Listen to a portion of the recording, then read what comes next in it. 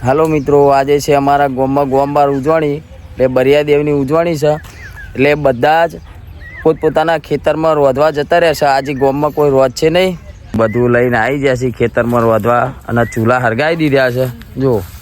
અને મારા પપ્પા બનાવે છે લાડવા. જો આ લાડવા બનાવવાનું ચાલુ કરી દીધું છે. આ જગ્યાએ અમારા કોંતામાં આવી ગયા છે, એમનો પરિવાર ખાસે બનાવી. આ બીજી જગ્યાએ અમારા બાપા એમને છે.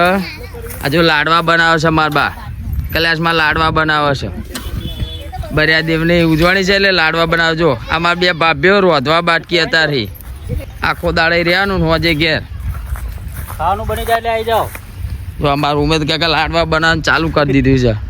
તો મારા કેમેરામેન ગેસની સગડી લઈને આવી ગયા છે. એટલે ખેતરમાં તો હરગાવાનું હોય, ગેસનો બાટલો સગડી લઈને આવવાનું હોય. અમારે હારી આવી ગયા છે લાડવા ખાવા.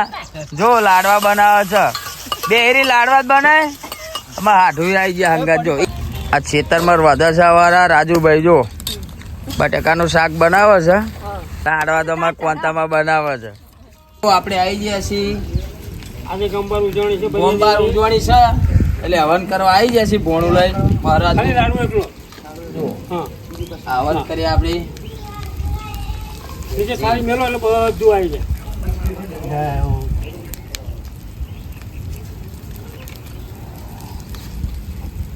જય બરિયાદેવ મહારાજ. બોલો બરિયાદેવ કી જય. મિત્રો અત્યારે ભોણું લઈને આવ્યા છે, એ જમવા બેસી ગયા છે. આ પ્રસાદી કહેવાય બરિયાદેવની. અમારા બકાભાઈ અહીંયા બધું જ પેલું એ કરે છે. જે પણ વ્યક્તિ આવે એના જોડે હવન કરાવે છે અહીંયા આગળ. જય બરિયાદેવ.